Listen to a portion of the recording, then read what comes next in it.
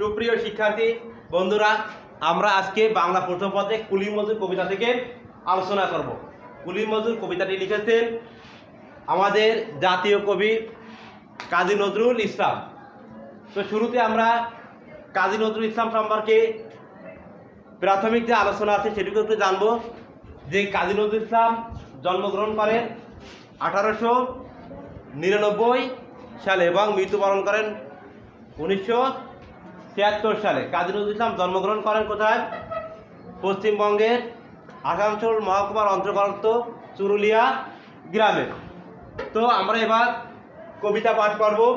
কুলি মজুর দেখিনু সেদিন রেলের কুলি বলে এক বাবুসাহেব তারে ঠেলে দিল নিচে ফেলে, চোখ ফেটে এলো জল, এমনই করে কি জগৎ জুড়িয়া মার খাবে দুর্বল, যে দধিচিদের হাড় দিয়ে ওই বাষ্প সকট চলে, বাবুসাহেব এসে চড়িল তাহাতে কুলি পড়িল তলে।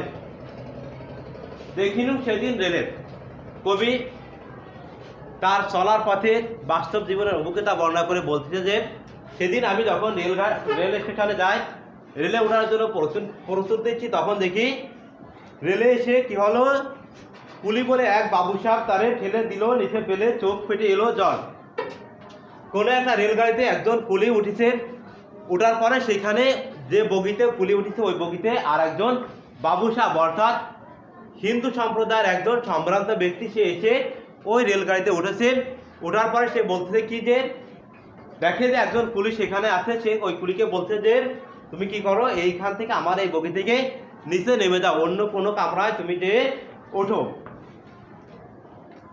এমন করে কি জগৎ জুড়িয়া মার খাবে দুর্বল। যখন এই কুলি কি করতেছে, ওখান থেকে বের হতে রাজি হয়নি, ওখান থেকে নামতে চায়নি, তখনই ওই বাবুসাহেব তাকে কি করেছে, ঘাড় ধাক্কা দিয়ে রেলগাড়ি থেকে ফেলে দিছে। কবি নজরুল ইসলাম এই ঘটনা দেখার পরে সে কি করতেছে, প্রশ্ন করতেছে যে এমন করে জগৎ জুড়ে পৃথিবীতে দেখা যায় যে সদা সর্বদা দলিতদের হাতে, সম্ভ্রান্ত ব্যক্তিদের হাতে, রাজা বাদশাদের হাতে গরিবরা, নিচু শ্রেণীর লোকেরা কি হয়, অপদস্থ হয়, লাঞ্ছিত হয়, নির্যাতিত হয়, অত্যাচারিত হয়, তাদেরকে মারধর করা হয়। তো কবি কাজী নজরুল ইসলাম কি করতেছে, প্রশ্ন করতেছে যে এমন করে জগৎ জুড়ে পৃথিবীতে এই নিচু সম্প্রদায়ের লোকেরা কতদিন আর মার খাবে, যে দতিথিদের হাড় দিয়ে ওই বাষ্প সকট চলে, বাবুসাহেব বেশে চড়িল তাহাতে কুলিরা পড়িল তলে। কবি নজরুল বলছেন যে যে সব কুলিদের অবদানের কারণে এই বাষ্প সকট অর্থাৎ রেলগাড়ি, ইঞ্জিন চালিত গাড়ি, এই ইঞ্জিন চালিত গাড়ি চলতেছে, সেই ইঞ্জিন চালিত গাড়িতে কি হচ্ছে, বাবুরা এসে চড়তেছে, বাবুরা তাতে অবস্থান করছে, কিন্তু যে কুলিদের কষ্টের বিনিময়ে এই রেলগাড়ি চলবে সেই কুলিরা রেলগাড়িতে স্থান পাচ্ছে না। বেতন দিয়াছ চুপড়াও যত মিথ্যাবাদী দল, কত পায় দিয়ে কুলিদের তুই কত ক্রোড় ফেলি বল। কবি কাজী নজরুল ইসলাম এই সকল বাবুসাহেবদের যে স্বভাব চরিত্র তার একটা উপমা দিয়ে বলতেছেন যে এইসব বাবুসাহেবরা কি করে, কুলি অর্থাৎ নিচু সম্প্রদায়ের লোকদেরকে বিভিন্ন বিষয় নিয়ে ধমক দেয়। অনুরূপভাবে অত্র গাড়িতে যে বাবুসাহেব, সেই বাবুসাহেব কুলির কাছে উল্টো প্রশ্ন করেছে যে তুমি এই যে গাড়িতে উঠেছ, গাড়ির টিকিট কি তুমি কাটিছ? কবি নজরুল বলতেছে যে বাবুসাহেবরাই তো আসলে সমাজে মানুষদেরকে ফাঁকি দেয়, তারা শ্রমজীবী মানুষদেরকে তাদের ন্যায্য পাওনা দেয় না, বরং এই সকল শ্রমজীবীরাই তাদের যেখানে যে ন্যায্য পাওনা আছে তা আদায় করতে পারে না। এরপরে বাবুসাহেব কবি নজরুল প্রশ্ন করছে যে কত পায় দিয়ে কুলিদের তুই কত কোড় পেলি বল। আমাদের সমাজে যারা ধনীরা তারা দেখা যায় যে অনেক সময় গরিবদেরকে বিভিন্নভাবে তাদেরকে ঠকায়, বিভিন্নভাবে তাদেরকে সাথে প্রতারণা করে। আমাদের সমাজে দেখা যায় অনেকে কোনো একজন দিনমজুরকে তার বাড়ির কাজের প্রয়োজনে ডেকে নেয়। দেখা গেছে সারাদিন কাজ করার পরে সন্ধ্যায় যখন এই কাজের লোক কি করে, তার পাওনা টাকা চাইতে যায়, তখন সে তাকে ধমক দেয়, সারাদিন তুই কাজ করিস, কাজে ফাঁকি দিতে বসেছিলি, এটা করেছিস, ওটা করেছিস। যদি তার দিনমজুরির পাওনা টাকা হয় 400 টাকা, দেখা গেছে তাকে 300 টাকা দিয়ে ধমক দিয়ে তাড়িয়ে দেয়। তো কবি নজরুল এই যে মানুষকে যে ধমক দিয়ে তাড়িয়ে দেওয়া, তাদের পরে যে অত্যাচার করা, সেই সম্পর্কে প্রশ্ন করে বলছেন যে হে ধনী সম্প্রদায়, তোমরা এইসব গরিবদেরকে, কুলি মজুরদেরকে এই যে ফাঁকি দাও, এই ফাঁকি দিয়ে তুমি কত লাভ হচ্ছ, কত টাকা লাভবান হচ্ছ, তুমি কত কোটি টাকা, করোড়, এখানে একটা শব্দ আছে কত করোড়, করোড় শব্দের অর্থ হচ্ছে কোটি, তুমি কত কোটি টাকা লাভবান হচ্ছ। রাজপথে তব চলিছে মোটর, সাগরে জাহাজ চলে, রেলপথে চলে বাষ্প সকট, দেশ সে গেল কলে। কবি নজরুল বলছেন যে রাজপথে তব চলিছে মোটর, আমাদের এই যে রাজপথ, কোনো একটা সময় আমাদের এই রাজপথ এইভাবে পিচ পাকা পথ ছিল না, তখন ছিল মাটির রাস্তা। মানুষের চলাচলের জন্য মানুষ স্বাভাবিকভাবে নৌকার ব্যবহার করত। তো কালক্রমে আস্তে আস্তে যখন মানুষ আবিষ্কার করলো বিভিন্ন ধরনের ইঞ্জিন যন্ত্রপাতি, তখন আস্তে আস্তে রাস্তাঘাটও তৈরি হতে লাগলো। এই রাস্তাঘাট তৈরি হওয়ার পরে আস্তে আস্তে রাস্তাঘাটে বিভিন্ন ধরনের যানবাহন চলা শুরু করলো। এই জন্য বলছে যে রাজপথে চলিছে মোটর, সাগরে জাহাজ চলে। আগে সাগরে চলতো নৌকা, যেগুলো মাঝি বেয়ে এক স্থান থেকে অন্য স্থানে যেত, কিন্তু যখন এই ইঞ্জিন চালিত যন্ত্রপাতি আবিষ্কার হলো, তখন আস্তে আস্তে ইঞ্জিনের জাহাজ চলতে শুরু করলো। রেলপথে চলে বাষ্প সকাট, রেলপথে বাষ্প সকাট, বাষ্প সকাট শব্দের অর্থ হচ্ছে রেলগাড়ি, বাষ্প শব্দের অর্থ হচ্ছে যেগুলো বাষ্পের সাহায্যে চলে, অর্থাৎ কয়লা জ্বালিয়ে বাষ্প তৈরি করা হয়, সেই বাষ্পের মাধ্যমে যে যানবাহন চলে সেটাকেই বলা হয় বাষ্প সকাট, যাকে এক অর্থে বলা হয় রেলগাড়ি। তো এই রেলপথে চলে বাষ্প সকাট। আর কি বলছে, দেশ সেই গেলো কলে, সারা দেশে বিভিন্ন ধরনের কলকারখানা গড়ে উঠলো। বলতো এসব কাহাদের দান, তোমার অট্টালিকা কার খুনে রাঙ্গা, ঠুলি খুলে দেখো প্রতি ইটে আছে লিখা, তুমি জানো না কো কিন্তু পথের প্রতি ধুলি করা জানে, ওই পথ ওই জাহাজ সকট অট্টালিকার মানে। কবি নজরুল বলছে যে এই যে রাস্তাঘাটে যে যানবাহন চলে, যে গাড়িগুলো চলে, নদীতে যে জাহাজ চলে, রেলপথে যে রেলগাড়ি চলে, আর এই যে সারা দেশে যে বিভিন্ন ধরনের কলকারখানা, এই সব কিছু কাদের দান, কাদের দানে এই সব কিছু সম্ভব হয়েছে। এরপরে কবি নজরুল প্রশ্ন করতেছে যে তুমি যে অট্টালিকায় বসবাস করো, তোমার যে বড় বড় বাড়ি বিল্ডিং, এই অট্টালিকাটি কাদের দান, এটি কাদের শ্রমের বিনিময়ে এটা সম্ভব হয়েছে। নজরুল আবারও প্রশ্ন করছে যে কার খুনে রাঙ্গা, অর্থাৎ এই সকল বিল্ডিং তৈরি করতে গেলে অনেকে রক্ত দেওয়া লাগিয়েছে, অনেকে রক্ত ঝরেছে। এরপরে বলছে ঠুলি খুলে দেখো প্রতি ইটে আছে লিখা। ঠুলি অর্থাৎ আমাদের গ্রাম বাংলায় এক সময় ঠুলি ছিল, এখন অনেকেই ঠুলি চেনে না। ঠুলি হচ্ছে এক সময় গ্রামে গরুর মুখে ঠুলি দেওয়া হতো, গরু ছাড়িয়ে দেওয়া হতো, গরুর মুখে দেওয়া হতো ঠুলি, যে ঠুলি দিলে গরু কী হতো, কোনো খাবার খেতে পারতো না।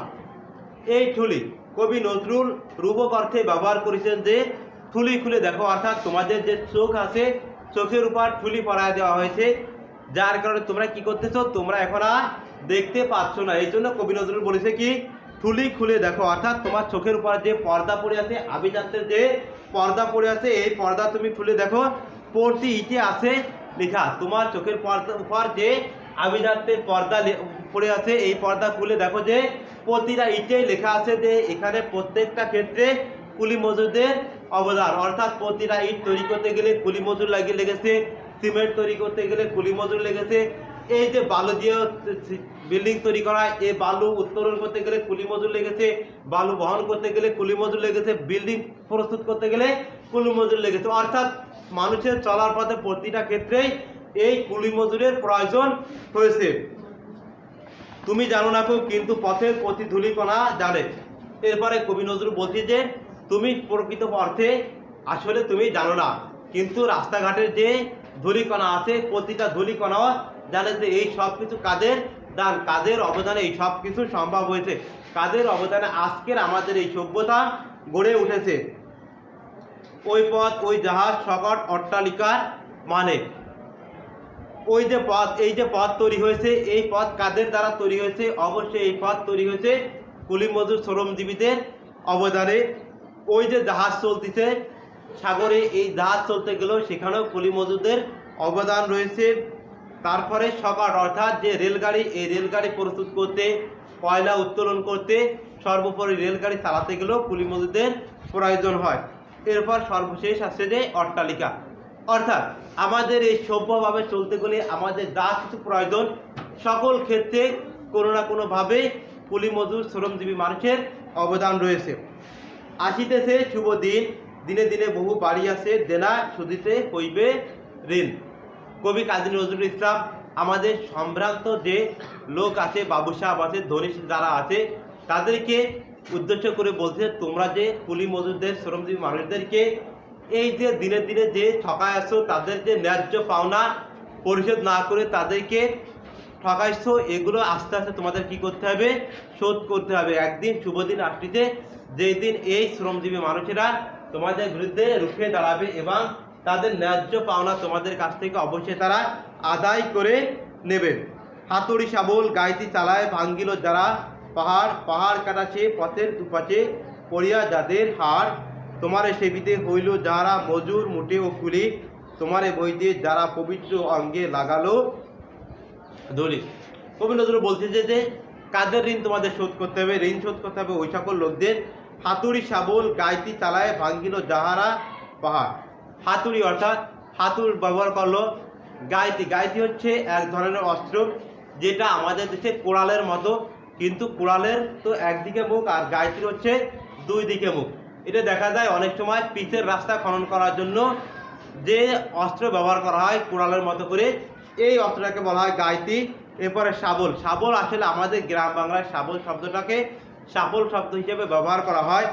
এই সকল অস্ত্রপাতি ব্যবহার করে যারা কি করলো, পাহাড় ভাঙলো, পাহাড়ে মাঝখান দিয়ে যারা রাস্তা তৈরি করলো, পাহাড় কাটা সে পথের দুপাশে পড়ল যাদের হাড়। এই পাহাড় কাটতে কাটতে দেখা গেছে যে অনেক সময় দুর্ঘটনায় পড়ে অনেক এই সকল শ্রমজীবী কুলিরা কি করে, তারা আহত হয়। অনেক সময় তারা কি করে, আহত হয় না, এমনকি তারা নিহতও হয়। এই সকল শ্রমজীবী মানুষ এই পাহাড় কাটতে কাটতে পাহাড়ের পরের পাশেই তারা কি হয়, মারা যায়। তোমার সেবিতে হইল যাহারা মজুর মুটেও কুলি। এরপরে কবি নজরুল বলছে যে ধনীদেরকে, সম্ভ্রান্ত মানুষদেরকে সেবা দিতে যারা ধনী কি হলো, মজুর হলো, মুটে হলো ও কুলি হলো।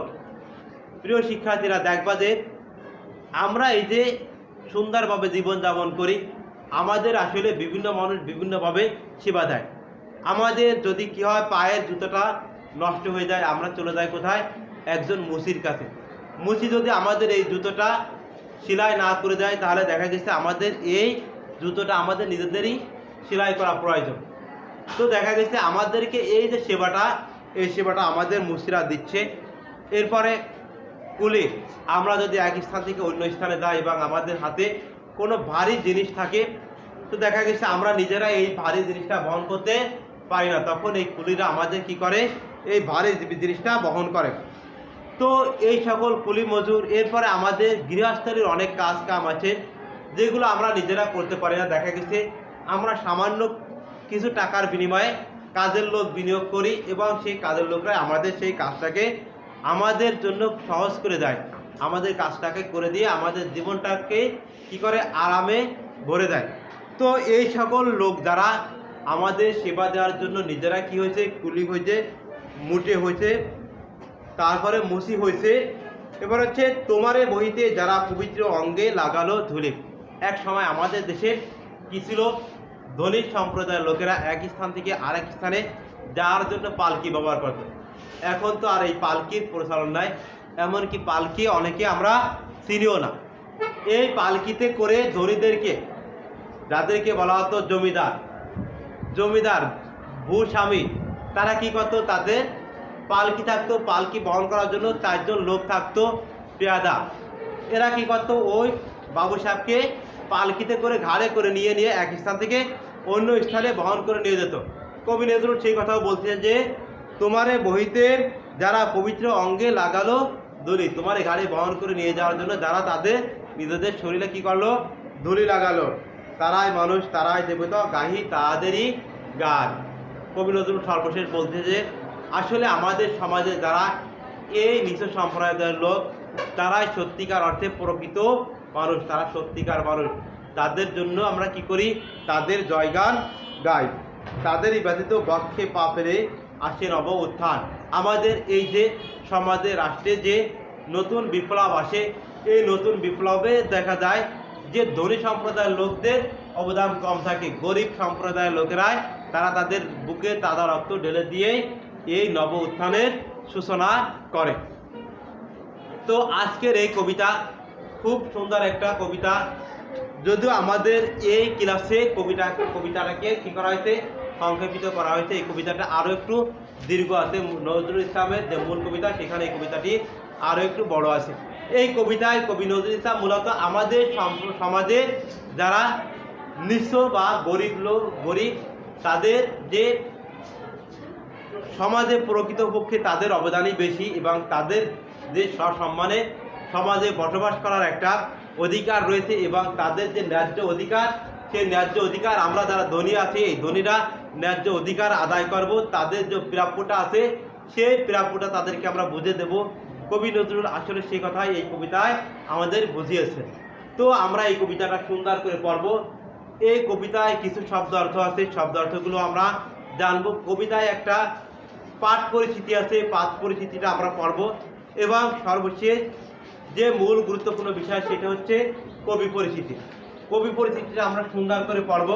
কবি পরিচিতি থেকে আমাদের পরীক্ষায় একটা দুটো বহু নির্বাচনী পরীক্ষায় প্রশ্ন থাকবে। আমরা এখান থেকে বিশেষ করে কবি নজরুল ইসলামের জন্ম তারিখ, মৃত্যু তারিখ, কবি নজরুল ইসলামের যে জন্মস্থান, এই সব কিছু আমরা মোটামুটি সুন্দর করে পড়ে আসবো। ধন্যবাদ তোমাদের সবাইকে।